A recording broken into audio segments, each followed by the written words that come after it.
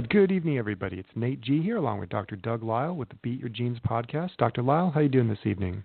Good. How about yourself? Doing pretty good. So good news for our listeners. Today I was able to upload the podcast on Spotify, which is a major app for most of the Android and Apple phones. So if you guys prefer to listen to us on Spotify, it should be up in a few hours, maybe a day or so. But join us there. You can also join us at blogtalkradio.com/beatyourgenes for the live version, or you can call us to ask us any questions. So Dr. Lisle, last week we ended the show with a final question about binging on broccoli. We didn't get to it because we had our very interesting caller, Sharon, call in for a situation. So today we're going to start with binging on broccoli. You ready? Sure. All right. Dr. Lisle, I've got a question about binge eating and cramming. You said that no one ever binges on broccoli or carrots. Well, here I am. I eat completely unprocessed, mainly vegetables, but I still binge and cram on the healthiest of stuff. Just to give you an idea, that can be 8 pounds of broccoli in one sitting easily. Wow. That's also the reason I completely avoid legumes and potatoes, as they always make me overeat and, in fact, gain weight. And while my veggie binges don't necessarily mean weight gain, it is a huge burden that I have this drive to stuff myself until it hurts. Binging on junk and high-calorie foods makes so much sense and seems straightforward to overcome. Do you think the mechanisms behind my low-calorie veggie binges are the same, and can it therefore be tackled with the same measures? Can you make sense of it all? Thank you for your help. Okay, let's think about this. God, it seems like I answered something like this before, but if I didn't, I was just hallucinating. Okay. Let's see now.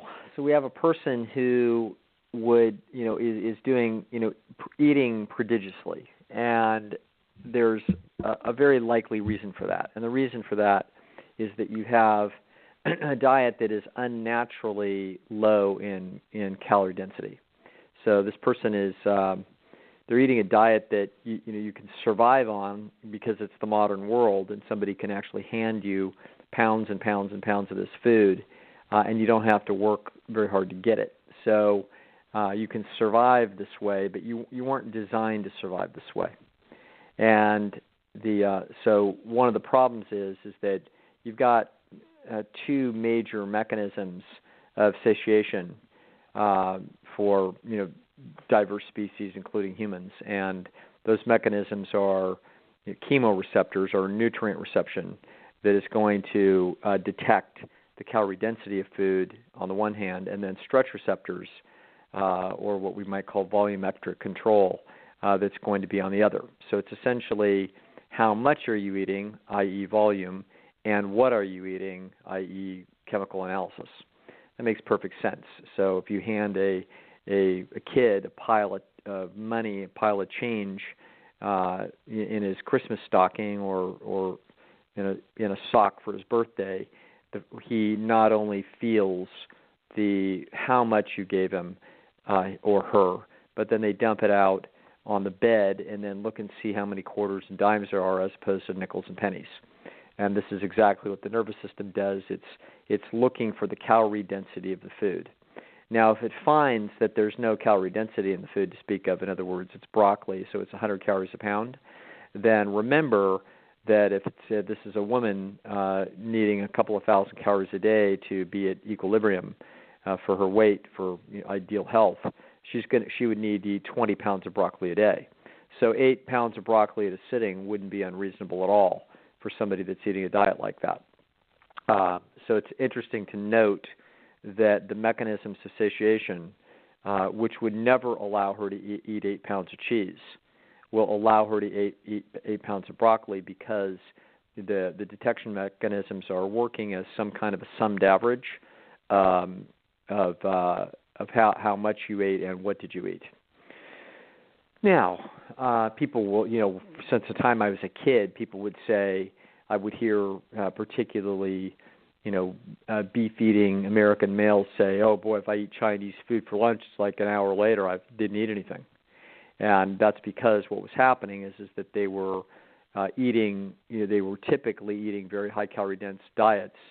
so their stretch reception mechanisms were adapted to eating very low volumes of food, maybe 3 or 4 pounds of food a day, and now they've eaten, 1.5 pounds of Chinese food at lunch, and there's really not that many calories in it, and so they feel full by the time they've eaten, 1 pound or 1.5 pounds of food, but at the end of that, they really haven't eaten very many calories, and so as a result, they're quote hungry a couple hours later, and they're not used to that because they were used to putting a cheeseburger in there with a chocolate shake and drowning themselves in 1,000 calories, which would last them for 5 hours.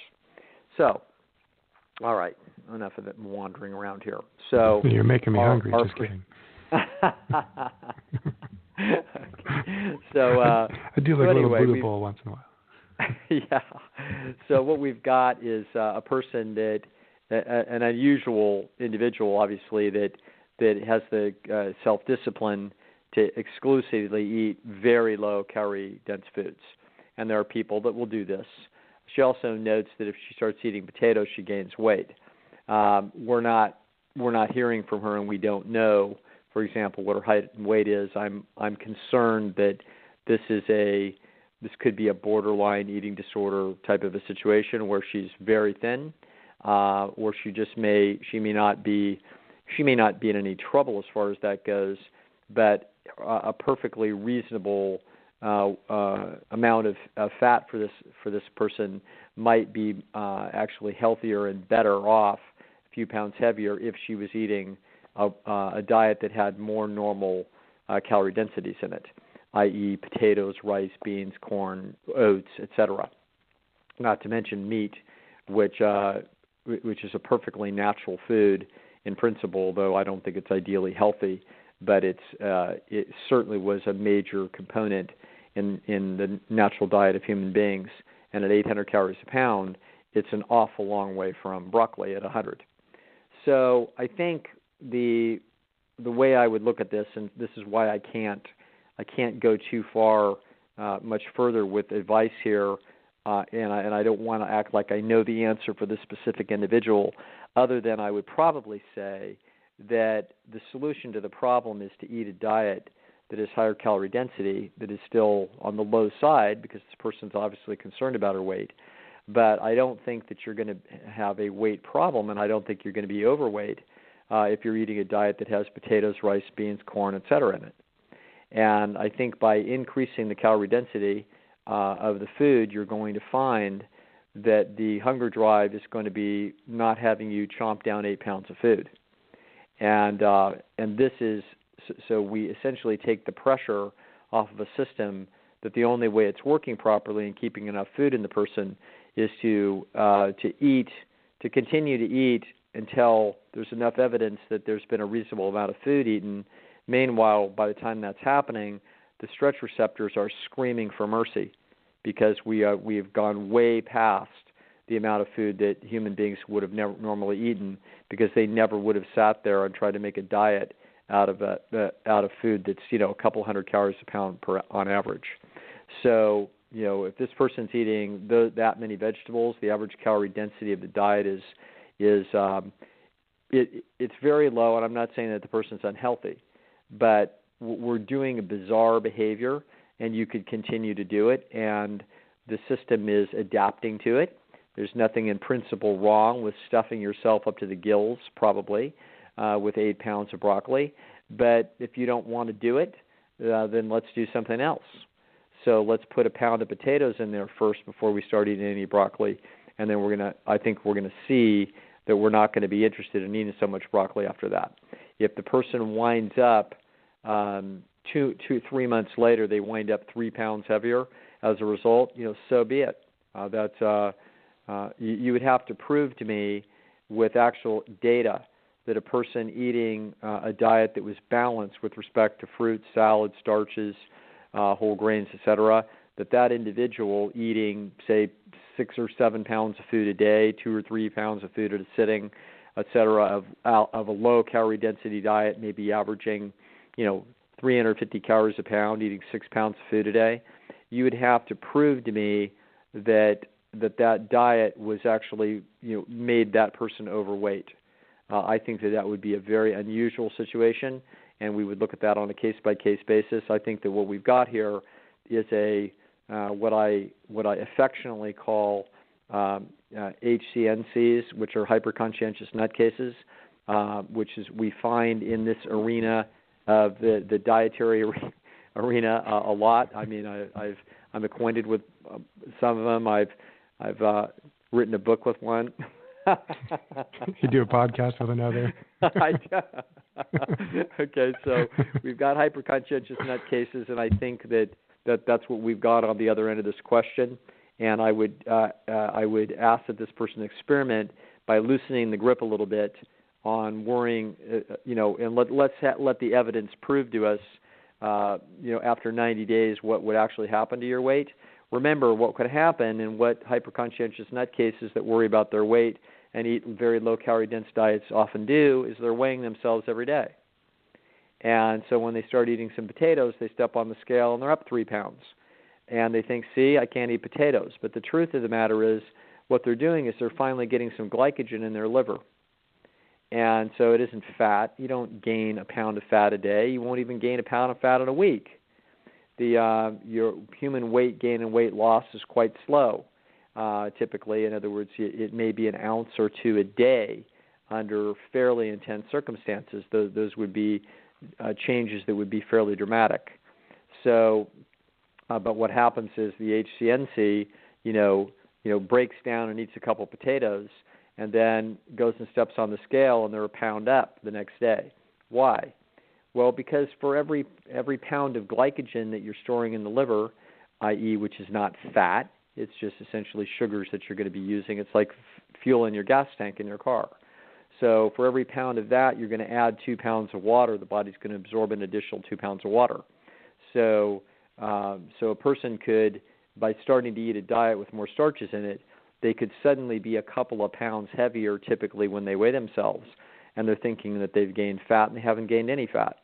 So this is why I would want such an individual to trust the process and essentially make a dietary change this direction for several weeks. And let's find out if between day 7 of this and day 70 of this, whether or not there's been actually any substantial weight gain. And if there hasn't or it's minimal, then we have found the answer, which is to move our calorie density from 200 calories a pound to 350. And in doing so, we should be able to take care of the drive to binge. Fantastic. I always get excited when someone tells me that they can't, that they gain weight when they eat low-calorie density foods, because it tells me that if they can violate the laws of thermodynamics, then we can actually win a Nobel Prize in physics. So I get really excited to really want to get some good data, and then still searching for that data, but I keep my fingers crossed. Right. You got it. All right. What else do we have? All right. So we've got a couple more questions. We've got a caller on hold. Mm-hmm. But Dr. Lisle, how much truth is there to the view that we want what we can't have, for example, in a mate, and that we don't really value what we already have? Does something become more desirable just from the sheer fact that it is hard or impossible to get? No. This is an interesting. This is an interesting misinterpretation of a correlation that people are watching. So you'll see this this concept written about by various philosophers of different kinds, sort of lamenting the human condition.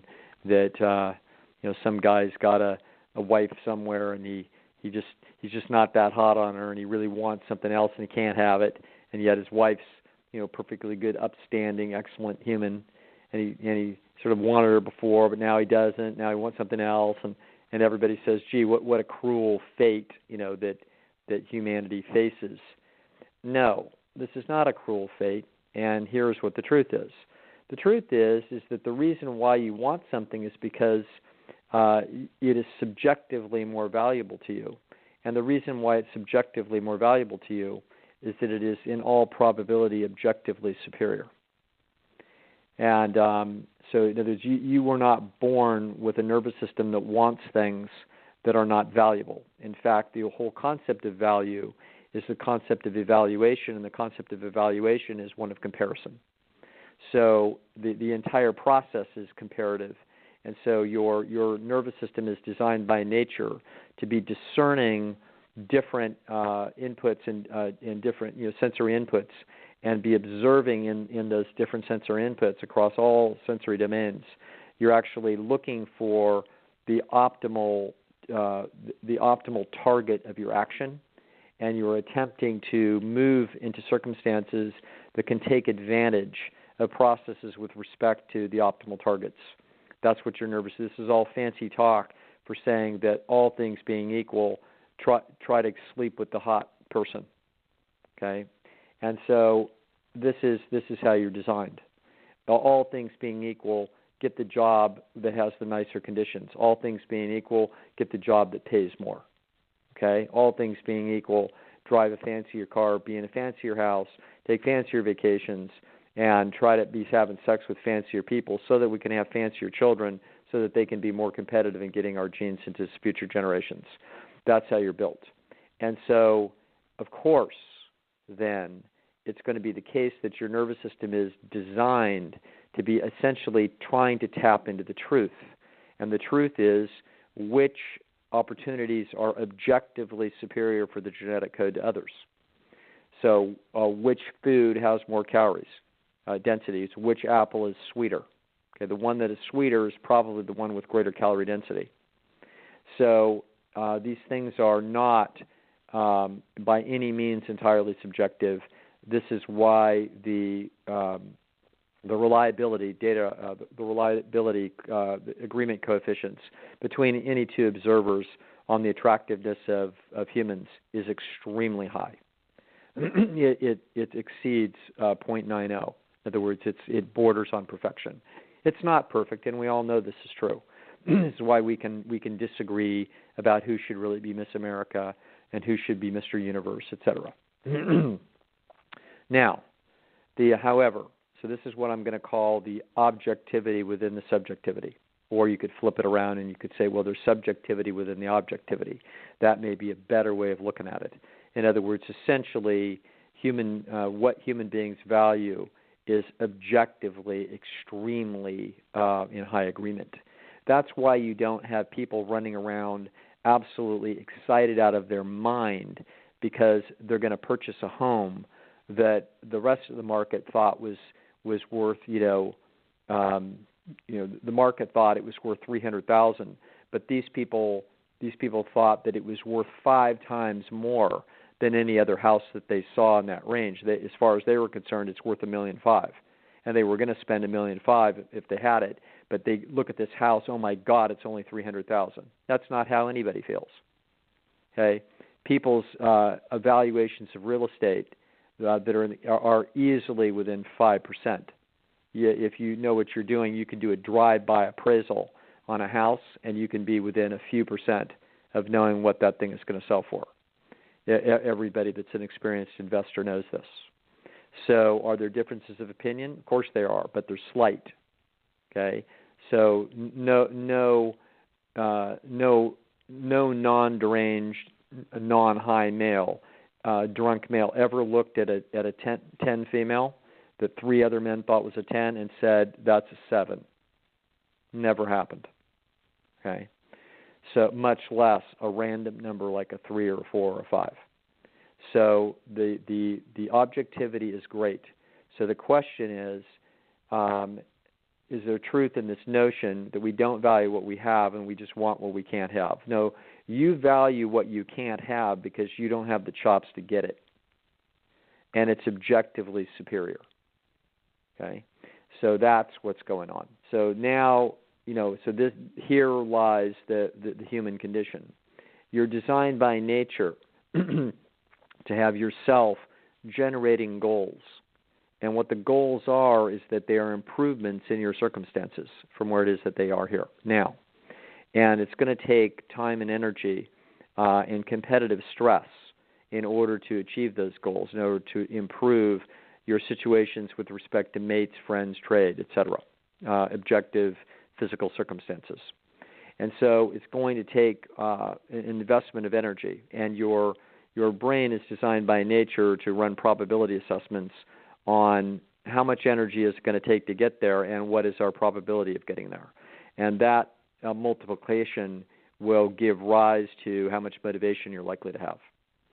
So you're going to, but even if you can see that it's a losing proposition, that it's exceedingly unlikely that you could get whatever it is that is subjectively and by definition certainly objectively valuable in the marketplace, if you can see that you're unlikely to get it, it doesn't stop you from wanting it. Okay? So you're designed with desire chips or excitement, i.e. the derivatives of evaluation that are drawing you to those stimuli in order to so that you can tell the difference between an 8 and a 6. It's exceedingly important that you can tell the difference between an 8 and a 6 so that you're in high agreement with other members of the gene pool, so you don't make the tragic error of if you could have had an 8, you took a 6 instead, and now you wind up with children that are less sexually attractive and now they are than you could have had, and now your genes are going to be struggling for the rest of eternity unnecessarily. Okay? So the truth is that you want what you want because it's valuable, and you want what you can't have because it's more valuable than what it is that you could get. Now, do we not want what we can have? No. Okay? Very often you want what you have. Oftentimes you had to work very hard to get it, and it was difficult to get it, and you got it. Okay? Now, there's a lot of things that I have that I like, all kinds of stuff. I could point to them all over my house, including my cats. Now, when this person's talking about specifically about mates, is it likely that I'm not going to want what I could get? Sure, of course that's true. Why? Because what I can get are people that want to trade with me, and the people that want to trade with me are likely to be, statistically likely to be objectively inferior to me. Now, I even hate to say that I'm objectively superior to anybody on the planet. I could just see the little quote, that this is what this whack job psychologist is saying. But the point is that of course this is true. Okay, so it's going to be the case that everybody on Earth, there's somebody who is objectively the least valuable human being on Earth out of 7 billion. Okay, some 114-year-old individual that just no longer has any sex appeal to anybody under any circumstances. So there's going to be somebody somewhere that is the least, and then there's somebody somewhere that is the best. Okay? And you could say, well, what on earth does that mean it's the best? Well, if we actually took the time to run the data and give everybody a bunch of photography on them, we could actually assign the objectively most sexually attractive individuals on the planet. We could do such a thing in principle. So there's a long, drawn-out answer, but what the hell? So the point is does something become more desirable because it's hard to get? No, absolutely not. It becomes, it is more desirable, and it is harder to get because it's objectively superior. That's why it is. And competitive pressures make it less likely for you to be able to obtain it. So this old saying that you don't want what you can have, and you want what you can't have. And what a silly kind of bizarre human condition silliness that this is, and what you ought to have is just love the one you're with. Okay, we'll take that little tune to the bank and try to have some solace in it. Good luck. Okay, the truth of the matter is, if you're very fortunate and you actually want what you have, that's terrific. Good for you. This is part of the holy grail of life, is to find such a situation. You're going to find that most of the time in the human condition, that isn't going to be the situation. The situation is going to be people are going to be scrambling under competitive pressures to try to get something that is at the upper limit of their ability to reach it with respect to its objective value. And usually they're going to get fooled, and they're going to think they've got it, but they don't have it, okay, in various guises.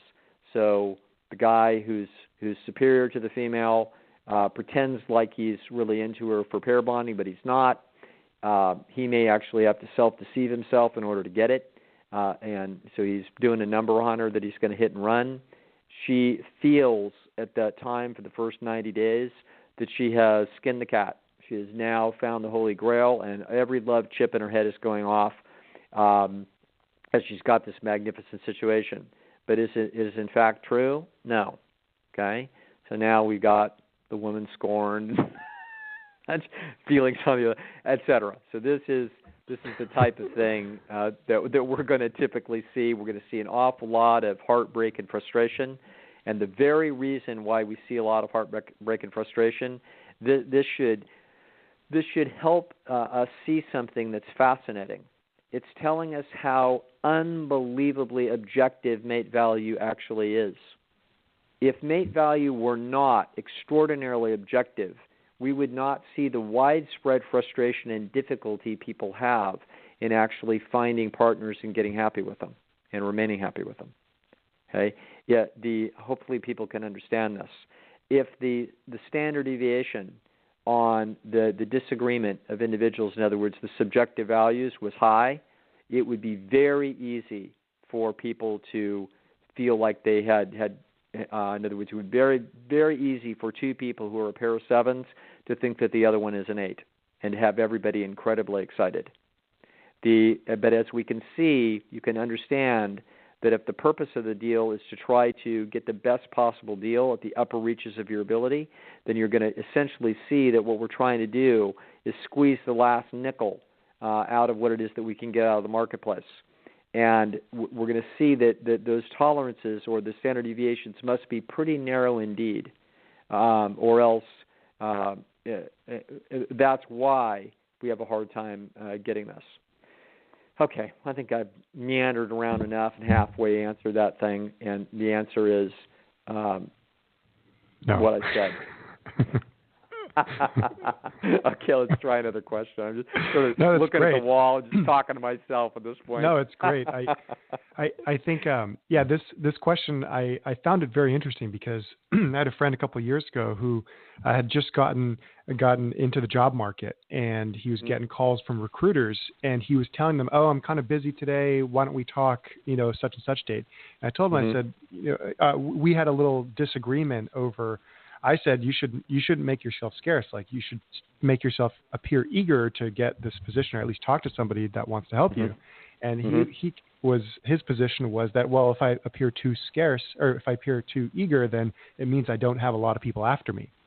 And right. So this goes beautifully into our next question, which is on the same topic, which in self-improvement circles, people are often advised to make themselves more scarce so that people will respect and appreciate them and their time more.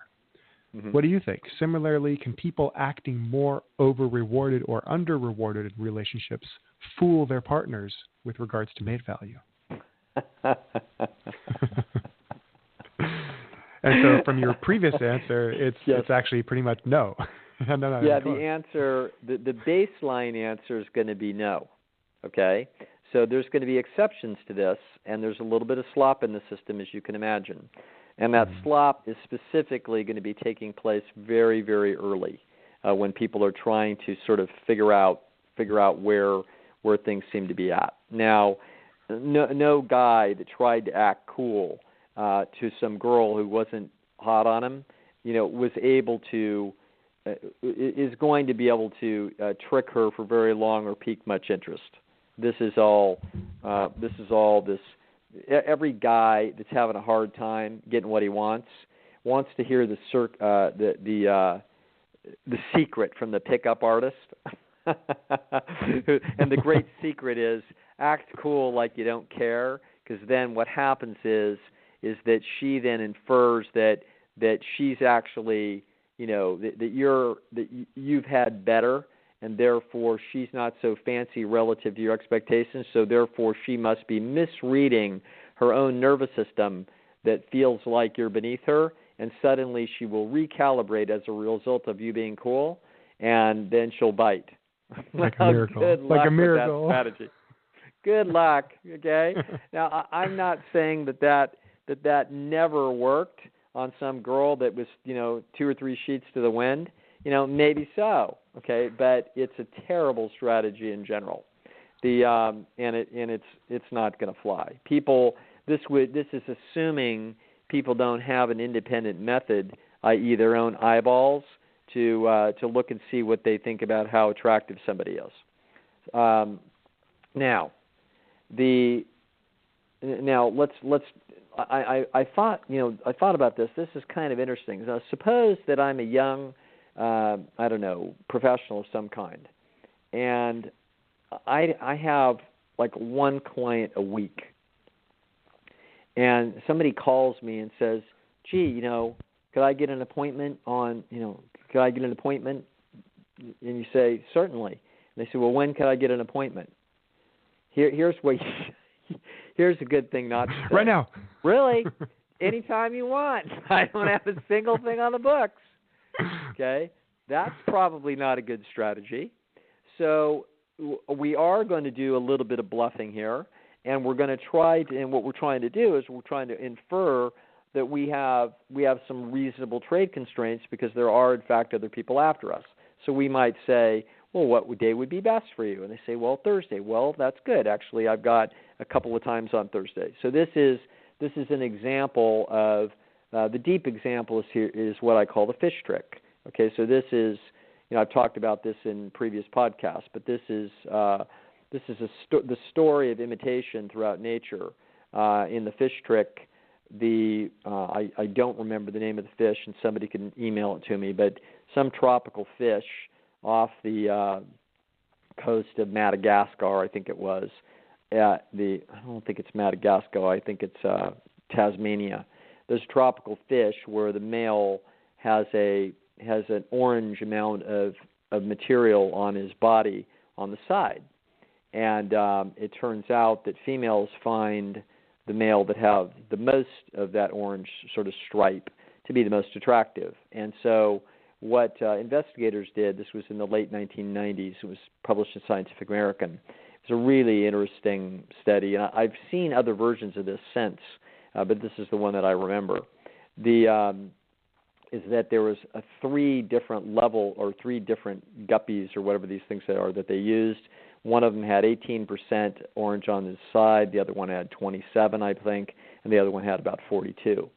So this was sort of, short, medium, tall, or skinny, medium, built, or whatever you want to call it. Okay, So this is, and so what they did was they presented these males in pairs to females, but the females were observing older females of the species who having a choice between these pairs, for example, between the 18 and the 27. The older females chose the 18. And so what they then did was release the young females into the cage after this, and the young females went for the guy that was 18 instead of 27. This is very interesting.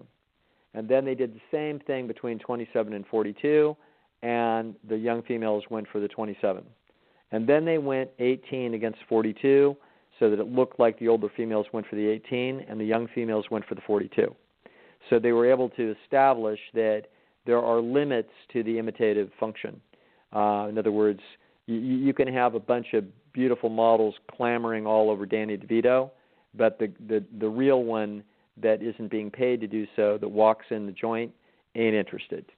Okay, so the question is, what is the degree of the ability of human beings to be lured by what other members of the species are doing? And the answer is a little bit. Okay, a little bit. And so it's not a lot. It's not. This is what I call the fish trick. And so the fish trick is going on in commerce. So if you say, I've only got 2 appointments available on Thursday, this is the fish trick. Okay, the fish trick is other people are buying my services, and therefore you should. I.e., this is the concept of demonstrating that you must be valuable, or you wouldn't have any degree of scarcity at all. Okay, there are pretty severe limits on this. As I said, in something like this where people don't know you, haven't traded with you, and don't have an ability to evaluate your ability versus others, then this is going to be the most powerful position and utility of the fish trick. If it's some girl in a bar that you're trying to hit on, good luck to you. So go ahead and pay the hot hooker to come up and kiss you on the cheek. See how that works out for you. my guess is the girl in the bar you're interested in has a pair of eyes, and she has a Stone Age brain, and she has mating search images in her head. And I don't think, no matter who it is that gives you a kiss on the cheek, is going to make much difference about what it is that she thinks. All right.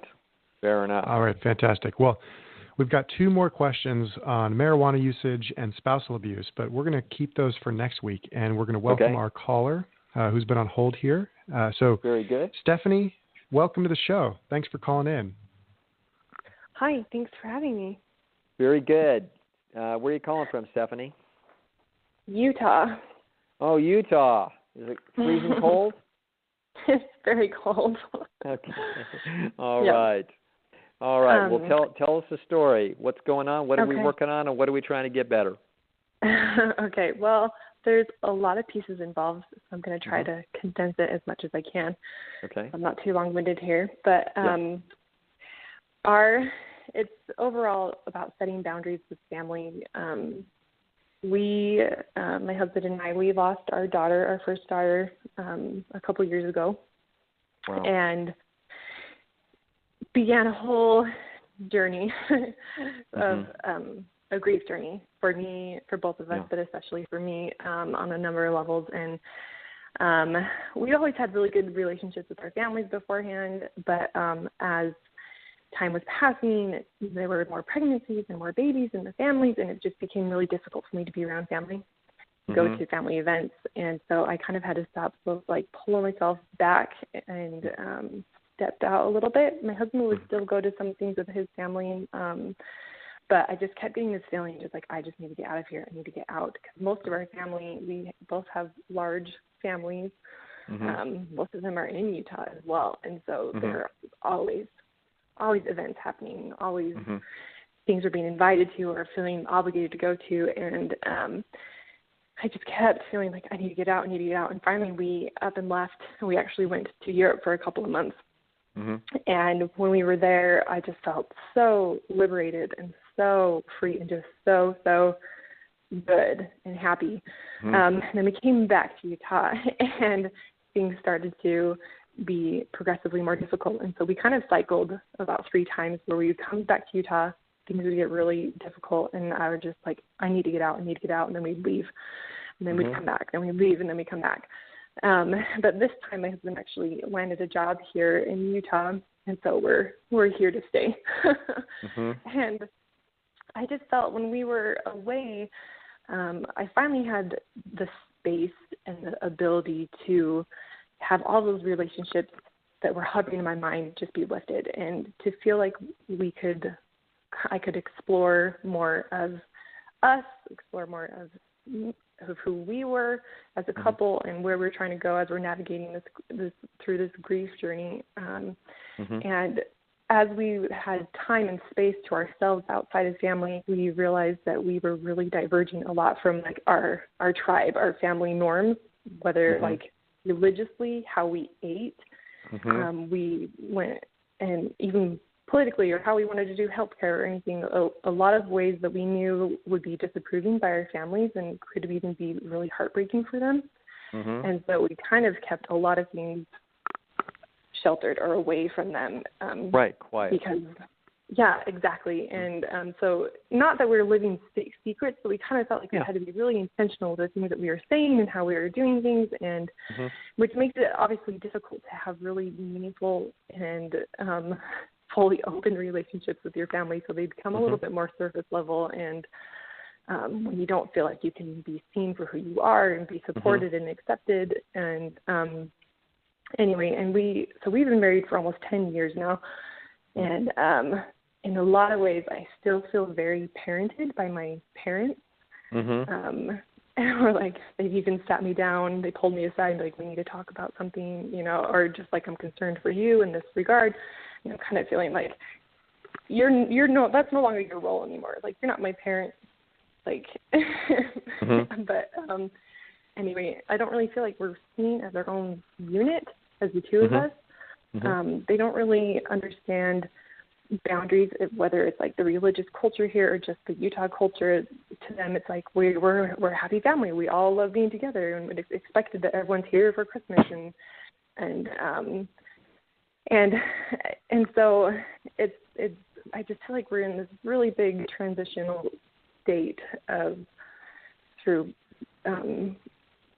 grief and our lifestyle and religion, and I finally end up being pregnant again. So I am currently 6 months pregnant, and neither of our families actually know yet.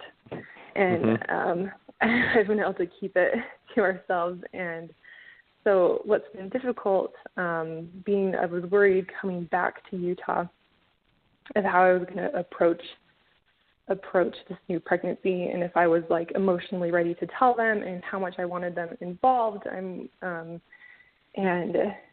my husband is very much a people pleaser, and so I know that when we spend time with his family, he's wanting to help, he's wanting to be involved, or he wants to maintain some of those relationships. But for me, it becomes really difficult.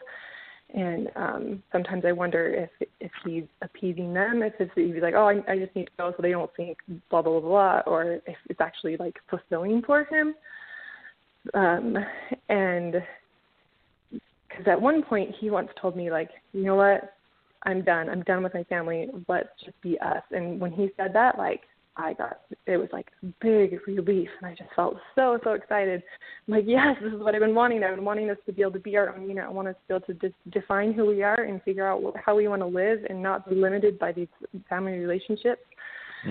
But I know that I can't push him there, and that I just I don't feel like I can expect him to give up his family relationships, because I just know that I need some space. I need to be able to feel like I can, understand. And as I mentioned, we're in such a transitional place where I don't really know exactly where we are, and there's nothing definitive. We're trying to figure it out. But I feel like I don't have the mental capacity to even deal with any of family relationships before I can just get settled back here and trying to navigate all of these emotions. And the problem is, with this new baby I just know, like, I know I need some sort of boundaries. I know something needs to change, because it's really hard for me to be here and so close to family, and constantly being invited and obligated, and feeling like I can't really fully be who I am. And but I don't know, because I still do find some value in one-on-one relationships, but at the same time I still feel inhibited. But with this new baby coming, my initial feeling is that I don't really want very much involvement from family, but at the same time, not having any living children, I have no idea how much support I'm going to need. And feeling a little like I want to be able to tell my family, we're not going to be here for the holidays. We're not going to spend it with you. We're going to spend it alone, because I just can't go through another cycle of horrible holidays. And I don't want you involved in our life right now, but if I do need you and baby comes, then maybe I'll call you. But otherwise, like, I don't want to like try to abuse any sort of relationship of like, I don't need you, but I'll let you know if I actually do. But and so all I know is that, like, when we left the country, we were out of state, I've never felt so liberated and so happy and felt so good. But I'm still trying to figure out what exactly those boundaries. I don't know if having no contact, or if maybe having some phone contact, or some one-on-one, or if it needs, and how that affects like my relationship with my husband, and where I can expect him to be, or anyway, that's kind of where I am. Well, here's a few. I got all kinds of ideas about this, and so we'll sort of run around the chessboard here, because there's a lot of different things to consider, and there's a lot of details that that I won't be able to know. So I'm just going to try to give you some ideas. I think the richest set of ideas that I can point you towards is Harry Brown's book, How I Found Freedom in an Unfree World. I think that for you in your life, as for many people, this is just an extraordinary document that will point you towards a way of looking at relationships that's somewhat, I think it will clarify for you many life strategies that might be useful. He's a little too honest for my taste. I'm much more willing to be deceptive than he is. But the notion of being true to yourself and figuring out what it is that you want and living your life the way you want to live it, that's what we're coming to do. Now, your husband and you are not the same person, and so you each have your own lives. Now, those lives intersect, but you're two independent, unique points of consciousness. And so what's optimal for him is not the same thing that's optimal for you. There's horse trading and negotiation and compromises that need to be reasonably done. I would say that in principle that you, like for example, don't have to have 1% more interaction with your in-laws than you want, okay? Or your own family for that matter. And neither does he. Now, the fact that it may make life easier for him if he's able to parade you into his family situation, and i.e. you're a better daughter-in-law, et cetera. That's something that you guys need to talk through about whether or not that needs to be horse traded. I would, myself personally, it's pretty hard to drag me into anything, just because I'm an introvert by nature anyway.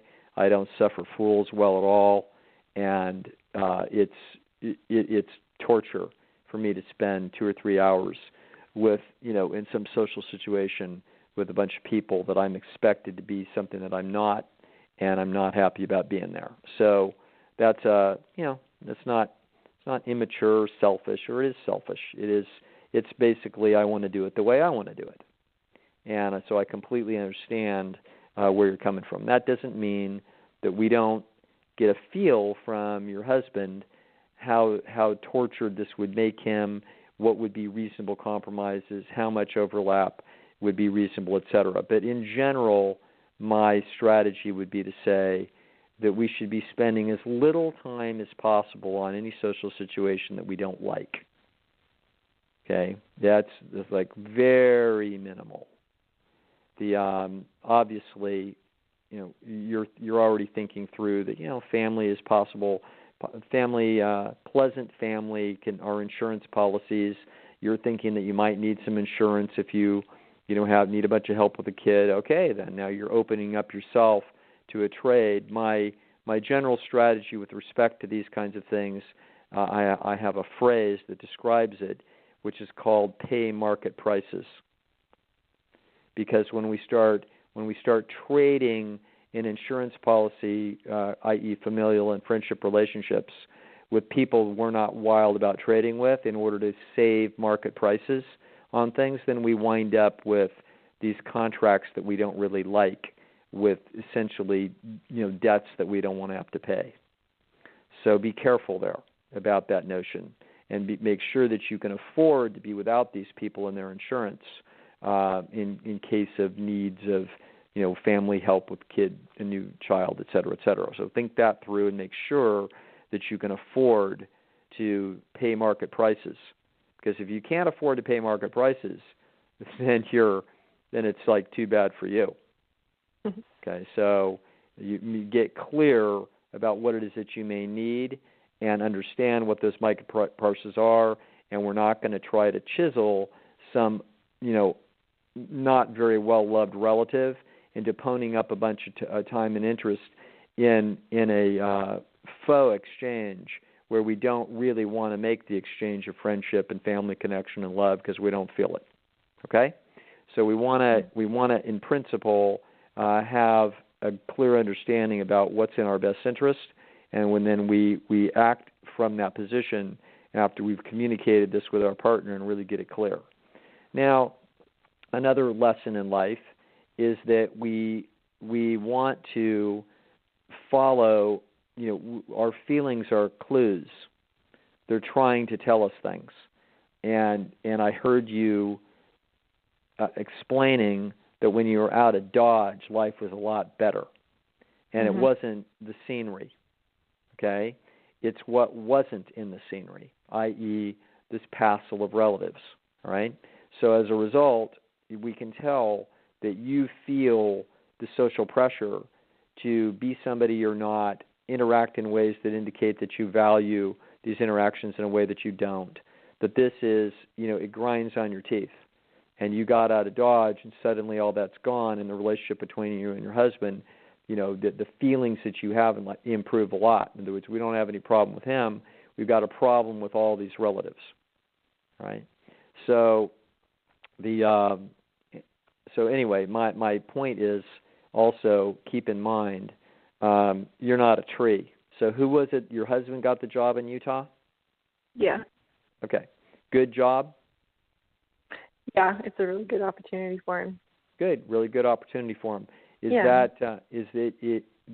What kind of work does he do? Computer science.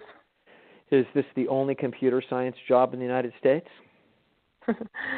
Absolutely not. No, it's not. So here's another lesson in life. You're not a tree. Yeah. Okay? So I don't really care how good of an opportunity is.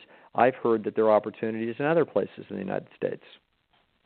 So if you need to be there for a while because this is the best opportunity on the chessboard and you're having a child that's coming and he's got health insurance and you can afford everything and it's a good salary and you can save some money and pay off student loan debt, blah, blah, okay? Don't care. In that case, my attitude is great. This is a place to park for a while and we're going to have some, difficult little problems with relatives that we're going to have to negotiate. But my attitude would be this is time limited, okay? Because from what you're telling me, in the Old West, they'd say, this town isn't big enough for the two of us, okay? And from what I'm hearing, that's where you feel. That's how you feel. And you feel a lot better by having geography solve the problem of what I call the disagreeable distance. So, your life gets better if the relatives are 1,000 miles away. That massively reduces the hurt feelings associated with the fact that you're not integrated with their lives very much. They would want a much greater integration. You don't want that integration, okay? And so you don't want to hurt their feelings. You just don't want to be that integrated. So the most elegant way to do this is to not be living within 1,000 miles of these people. Completely reasonable strategy. If your husband was, I don't know, some guy that was in an apprentice to somebody that has a fancy key shop and they only do those keys in Utah and this is the only opportunity that he's ever going to have, then I would say, bummer. Oops. Okay? We're going to have to figure out how to institute boundaries on the disagreeable distance as elegantly as possible, and we're going to have to just choke down life because who is the guy? Who is Scrooge's helper? Bob Cratchit? His name was? Whatever it is, like, hey, if that's your husband and that's the situation and you got a bunch of mouths to feed and no other abilities, you got to choke down Scrooge. But if you're not a tree. And you ought to be looking over the horizon and realizing, I don't care how good this opportunity is, this is temporary and we are getting out of here as soon as it's practical, okay? I think that's a discussion that needs to happen. And from the sound of how it is that you feel about being surrounded, then I feel like, you got to be aiming at that escape. That's great. And there's no reason you shouldn't. If we're confident, we've run the experiments enough to know you've got enough insight into your own psychology. You've got all of your phenomenological existence can run all the numbers on who it is that you like, who you don't like, in what way, and this is not a set of circumstances you want to be in. Okay? So, now, for the present, when it comes to instituting boundaries, there'd be all kinds of strategies. We've got wish I could, but I can't. We don't communicate. We communicate pleasantly, very pleasantly, but rejectingly by email. We're real busy, et cetera, et cetera. We just shuck and jive and dodge as much as possible between now and the time when the moving van's coming. But that's what I'd be aiming at. Does this make some sense? Yeah. Okay. Yeah, it does. What questions? I guess part of what weighs on me though is like having those invitations come in the first place, or even if I've gotten to a point where I would say I just can't come to any of his family. Oh, okay, are you still there? It looks like Stephanie's call got dropped, so we can just kind of talk until she calls back. It looks like she just had a cell phone problem or something. So we'll just wait until she calls back. Okay. Actually, no, I would continue just with this thought, probably for her. She can listen to this later, which is that we're as pleasant as possible. We can still do a lot of rejecting. And the people on the other side can be a little bit miffed and a little bit disappointed and a little bit frustrated and put a little bit of pressure on the husband and other social pressure, but that's okay. It's like everybody can just be a little bit stressed, a little bit strained, a little bit rejected, but not blatantly rejected, and no fights and no harsh words or anything else. We're just kind of, just aren't quite understanding that we should be getting with the program, but we seem all friendly about it, but the answer keeps being no. Stephanie's back. This is how we do it, okay? And we just use that strategy to duck out of everything. And once in a while, 4 times in the next year, we relent and actually show our face to a few things for an hour and a half. And we smile at everybody and kiss them on the cheek. And, here's our baby or whatnot. And then we're out of there. And we're aiming at a nice civilized place to live somewhere else. Does that make some sense? Yeah, no, it does. Let me say one more thing. I have a little technique that when I have to face something that I really don't want to do, I have what's called the mathematization of misery, and that's that if you've got to if there's something that you're going to have to do, it's nice to know that it's really time limited. So let's suppose you had between in the next 12 months, let's suppose we had to choke down a dozen family events. And those dozen family events, the best we could get away with would be 4 hours, okay? So it's like, okay, we got 12 times 4 is 48 hours. So we have a little grid, a little business card in our pocket from some realtor. And on the back, we draw, 12 little boxes or 48 little boxes, 24 little boxes, 2 hours each. And while we're there, we got our special little grid, and 2 hours goes by, and we get to check a box, okay? And we keep this with us. And the next time we go, next month, we check another box. So pretty soon it's exciting to go because at the end, we're going to be checking some boxes. And we're going to get to see that, it's not too much longer that I'm going to have all these boxes checked and I'm out of here. So this is a way to reward oneself and to have a nice reminder that this is time limited and we can put up with a lot of crap, okay? A lot of people across the history of the world have done an awful lot of suffering and had to endure a lot of difficult things. We can endure for 48 hours in the next year.